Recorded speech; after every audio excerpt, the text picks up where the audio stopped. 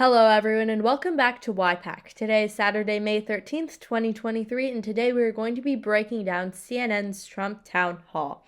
So this was a major political event, took place Wednesday afternoon, and there's a lot of cause for controversy for this event. And not only what happened during and what things that the former president said during the actual town hall, but also the taking place of the event. And the controversy wasn't really among partisan lines like we usually see. It wasn't Dems versus Republicans or Libs versus conservatives. This was a more ideological breakdown, I think, that really caused the controversy. And so we're going to be talking about that, but firstly, we're going to be going over what Trump actually spoke about, because that's the foreground that we need to understand before we actually talk about this in full. So going over what he talked about, there's a list of things that he lied about. First and foremost, I want to get this out of the way because I don't want to sound like I'm attacking the former president. It shouldn't mean that I don't like a politician just because I call them out on lies they say, right? I feel like in America, and this is the larger issue that doesn't relate to the town hall as much as it does America, in the year 2023 when we have so much media and so much fake news, but just saying that we in America are basing our facts on our opinions instead of basing our opinions on facts. And so that's really what I want to portray in the first half of this video, is really just talking about what Trump said, if they're true and if they're false. And that doesn't mean that I dislike the former president or anything, or that I like him, nothing. It just means that these are fake things. And that's really what we try to put forth in YPAC, first and foremost, is truth. And being like, hey, this is the objective truth, take what you will, and base your opinion on that, instead of us trying to,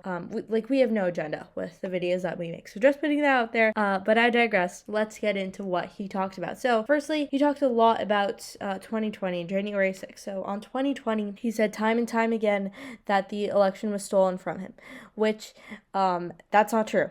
I hope that we can all agree on this. It's been a while. There's no evidence of voter fraud, or mass voter fraud specifically. The election was not stolen. I shouldn't have to explain that further, but Trump repeatedly talked about this. And actually, in an interview after the town hall, Anderson Cooper, I think it was, spoke to a couple of the people that were in the audience and asked them, hey, did it bother you? And the audience was both Republicans and independents. He asked them, he was like, hey, did it bother you how much the former president was speaking about the past and about 2020? And they didn't really seem to care that much, most of them at least. And they're pretty fine with Trump repeating his same old lies time and time again. Caitlin Collins, the interviewer and moderator for this event, asked Trump, what are you going to do differently? Are you still going to stand by these policy decisions that you made in your first terms, in your second term, if you were to be elected? Would you do this? Would you do that? She asked a lot of, things about the future and tried to focus on what a Trump second term would look like. But he really failed to make any strong decisions on what he would do. About if he was going to pardon people who stormed during January 6th, and he didn't really make a strong statement on that either. Or abortion, and that's another thing that Jay talked about, if we go to the abortion part of this. He really did dodge everything on abortion. Instead of saying if he was going to sign on to a national abortion ban, he just said that he was proud of the work that he did, and that Dobbs was a really big win for pro-lifers. But his way of answering a lot of these things was really utopian, I feel like. In relation to abortion, he says, I'm going to do what's best for America, but really failing to explain what that was. Caitlin Collins kept on pressing him on what is best for America. What? Are you going to do this or not? Eventually being like, what I'm hearing from you is that you are going to sign on a national abortion ban. And he would be like, oh, who knows? Being in the hypothetical, not trying to make any firm statements. Another thing that I think is really important to talk about is the whole thing with Eugene Carroll. So if you haven't been following the news, basically Eugene Carroll accused Mr. Trump of sexual assault and sexual misconduct, and I think raping her as well, and a jury in New York found him guilty of sexual assault. So that's, now a title that Mr. Trump has to roam with and live with now. But she won that case recently, and it's been a whole stir up in the news since then. And obviously Mr. Trump has had other, sexual assault and rape and everything allegations. But honestly, I don't know why the left focuses on this so much. Because first of all, Trump has repeatedly, even when these claims first arose, he hasn't like dealt with them in any meaningful way. All he says is that Eugene Carroll isn't her type, and that's what he says about the other people who claim sexual assault against him as well. And he even, as we can see here, called her a whack job during the actual town hall. And his supporters in the audience, and like audience members as well, who are undeclared, many of them, who have not voted for Trump yet, or like some of which abstained from voting the last two election cycles, they all like applauded for him, right? And it's really, first of all, disheartening to see that when something like this happens in America, no one cares, or at least half of America doesn't seem to care. And part of why I think, or at least believe, that the left shouldn't hammer this down as such an important point is because we've already seen that half of America can't care less about women's rights and sexual misconduct and sexual assault and rape, things that are incredibly important and impactful on women's lives and men's as well, but that are just brushed under the rug still in the year 2023. In 2016, right before the election, the Access Hollywood tape came out. Did that alter the results of the election? Absolutely not. Donald Trump won that election, even when he was saying terrible things about women. Same thing in 2020. More things arose, cheating scandals, this, that, all that, but no one seemed to care. As much as the right likes to talk about their, quote, family values and how much they value family and all this stuff, it's not really true if they, can stand by a man like Donald Trump. This is not a minor detail. It's something very important that we should consider when electing the leader of our nation. Because obviously there are things like experience and actual policies, what they have in plan for the nation, what type of leader they are. But there's also the charismatic side, the charming side, the moral side. Those are the two sides. If you just wanted the best person for the job, you probably wouldn't get the lineup of 46 presidents we've thus had in America. Because something that they also have to do is appeal to the public. Be a good figure. Because that's what part of being a great leader is. It's not just having the good ideas. It's being a good communicator of those ideas. And Donald Trump, sure, he can get a crowd very excited for his ideas. But you also have to see what type of person that is, not only while they're on the job, but when they're also at home. That's what it takes to be a leader of the nation in my eye, and hopefully in other people's eyes. I hope that people don't take this lightly. And that's why I think that the left is really failing on this issue, because half of America doesn't care. They could not care less, which is obviously disheartening, something that we need to think about more and work on as a nation. But this isn't the road to the left winning 2024. I found that another really interesting point of the night was with the legal jargon that they were throwing around, right? First of all, with Eugene Carroll, but also with the classified documents, which I found that was really interesting. And I think we've already made a video or two about this, and many other shorts. But just to summarize it, in the past year, Donald Trump, Joe Biden, and Mike Pence, we've found out that they have all had classified documents in their respective residences. But the thing that separates Trump from Pence and Biden is that Pence and Biden returned their documents once they found them. In the case of, I think, both of them, they actually found the documents themselves and then called up the National Archives to come retrieve them. And then fact check me on that if I'm wrong about that. Donald Trump, the National Archives called him up, and I'm saying this in the most layman terms, called him up and asked him to return the documents. He says no, or doesn't respond, but either way doesn't return the documents. The National Archives subpoenas him twice. He still doesn't return the documents. And then was the FBI raid that the right likes to talk about so often, that it was the civil rights thing, and now defund the FBI is what Marjorie Taylor Greene and a bunch of other Freedom Caucus members were talking about, right? That's not any way comparable to what Biden and Pence went through, but somehow Trump still likes to compare these two things. And he was like, why did they not raid Biden and this and that? Well, it's because, President Trump, in the most basic terms, you did not return the documents when you were asked multiple times, while both Pence and Biden returned their documents immediately after they found them in their respective residences. Now, they all made mistakes. These are all mistakes to make, but the way that they handled the mistakes was immensely different, and it makes the world of a difference.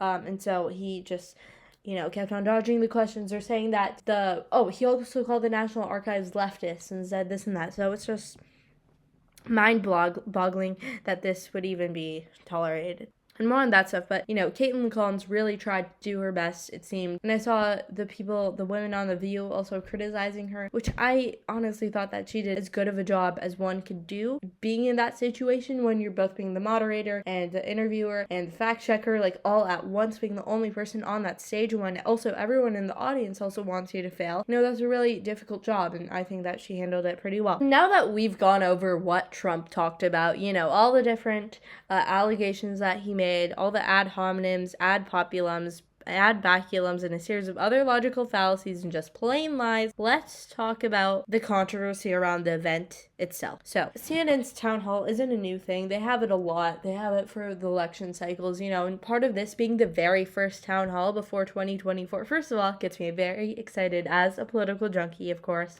In a year and a half, the next year and a half will be full of election content. So what made it really controversial is that CNN knew that Donald Trump is a sociopathic liar.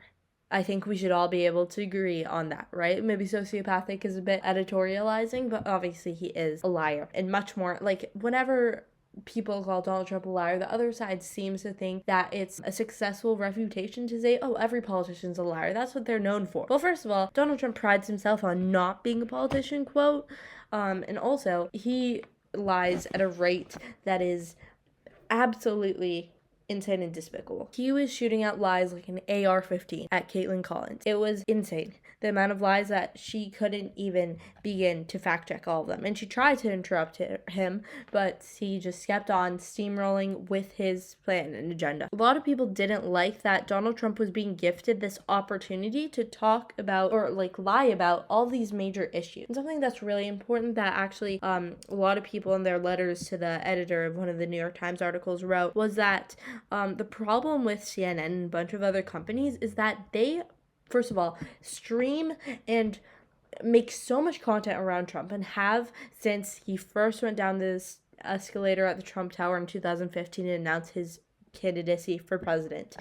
Since then, so many careers have blown up, so many people have made their fortunes off of Donald Trump. Like, say, Trevor Noah from The Daily Show, who just retired like 6 or 7 or something months ago, right? Jimmy Kimmel, who had a career before Trump, but obviously got much more popular and got way more views during the Trump era. You take any of the other late night talk show hosts, Seth Meyers, Stephen Colbert, whatever, or you can even talk about like Tucker Carlson. Obviously, he also blew up during the Trump period. It's partly because of Trump and the entire controversy that blew up around him. And so the media really profits off of Trump, right? He's an interesting name. He gets a lot of views. He stirs up controversy. He's an apolitical figure in this very political world that he seems to be the center of. And that's kind of the juxtaposition of it, right? Which is really interesting. But that's also part of the problem because you have these media sources that benefit so much from Trump that they can't get enough of him. And so they're feeding into this, to this political process that actually benefits Trump because we're not having the many other candidates who are running for president get this type of attention. None of the other candidates, who some of which have been in the race almost as long as Trump, haven't gotten a town hall yet. The media coverage on every other candidate has been absolutely astonishingly low compared to Trump. And now let's look at how many people are running, right? On the Democrat side, we have Biden, Williamson, and Kennedy Jr., and then Republicans are Trump, Haley, Ramaswamy, and Asa Hutchinson, and Larry Elder. And then we've got a couple people who are going to run, most notably Ron DeSantis. Now, on the Democratic side, obviously Biden is getting attention. He hasn't gotten a town hall yet, but that's expected. Right now he's focusing on his presidency. And he just had a town hall last year, I think it was. And then Williamson has kind of, her coverage was very low, and only at the beginning. I've not seen anything of Williamson from these major media outlets since she first announced her candidacy. And then the only other Republican, other than Trump, is Haley, who, again, only did I see a lot of her at the beginning when she announced her candidacy. Nothing of Ramaswamy. Basically nothing of Asa Hutchinson, nothing of Larry Elder. And then Ron DeSantis and Mike Pence are getting a lot as well. Most notably Ron DeSantis, maybe even on par with Trump, but he's not even running, right? So at this point, he's negligible. And it's absolutely astonishing that these media outlets complain so much about what's going on with Trump. The left is always complaining, oh, he's successful. Then why are you streaming him so much? Well, I know the answer, because this is a capitalist society, and I'm not complaining about that, not to make this weird thing, but this is a capitalist society, and your organizations are businesses that profit off of when you use Trump's name. over if you, like, what do you think the viewership deviation would be whether an organization used Trump versus Ramaswamy for their title of an article or a video or something?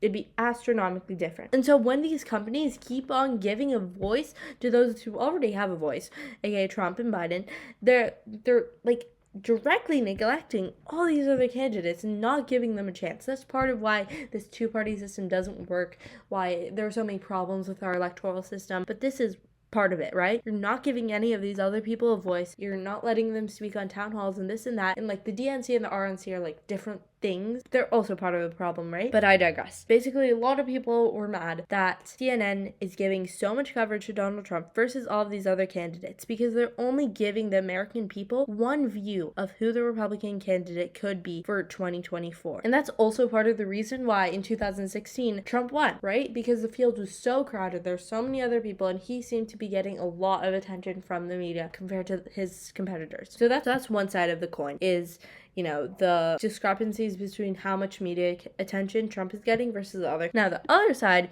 is just that people were mad that CNN was giving a voice to such a lie. Donald Trump has a one-track mind. He stands by what he said, but also somehow incredibly contradicting of himself. He has stood by that the election is stolen, so he's going on that one-track path. And the entire thing, Caitlin Collins drilled him on Georgia, on January 6th, on the classified documents, on Ukraine, on Russia, on everything. But somehow he still fails to tell a sliver of truth. And I could talk about this for days, but, Donald Trump insisted falsely that the 2020 election was rigged. He dodged questions about abortion. He praised January 6th rioters, mocked Eugene Carroll, like on and on and on. And a lot of people were mad that CNN was basically giving a free check to Donald Trump, and especially it being live, right? You can't censor things. You can't cut out things. All of it is for the American people to see, which in some ways is good. Clarity, transparency, all of that. But in other ways, it's bad. And it was really controversial in a lot of circles that one of the major, most viewed and watched and everything media sources in the United States was giving so much power and so much airtime and just this opportunity for someone to lie about such things. Caitlin Collins tried her best, but obviously when you're the one moderating, interviewing, asking, fact-checking, you're not going to get all of them right. Even getting one of those right is really rare. To get all of those right is absolutely impossible. So I think that CNN somewhat set her up for failure. To the people who say that he shouldn't have had a voice, and in some ways I agree, in some ways I don't, but I ask the question, what are you supposed to do? This man is the front runner for the Republican nomination. If we look at the real clear stats, we see that among Iowa, Trump is up 18 compared to DeSantis and everyone else. In Florida, Trump is up 8. Obviously, he's going to be less favorable in DeSantis' home state, but still, he's up, which says a lot. And then among the national polls, just in general, he's up an average of 31.3. This is astronomically high. Looking at everything in all these polls, he's up dozens. And this says a lot about this race. If DeSantis doesn't decide to run, Trump has got an absolute monopoly on all these other people. The second person is not running. The third person is not running. The fourth person is polling single digits. Everyone else is polling single digits, except for Trump. So what are you supposed to do? What is CNN supposed to do? What are these major outlets supposed to do when this man is polling over half the vote, a majority of the vote that would win him the nomination? There are problems in America, right? Politics in America is sticky. And this town hall was representative of that. Honestly, I don't know what I want to be the takeaway of this video. If anything, this should be a signal that the 2024 election cycle will be insanely interesting. And so you should tune in, watch, see what's next. I really want to hear your guys' opinions on this town hall, on both what happened, what was said, but also the, having of it in general. Do you think that Trump should have been given this voice and opportunity to be given such a stage of, 3.1 million viewers or no? And if not, why so? Let me know in the comments down below, and I hope to see you guys next time.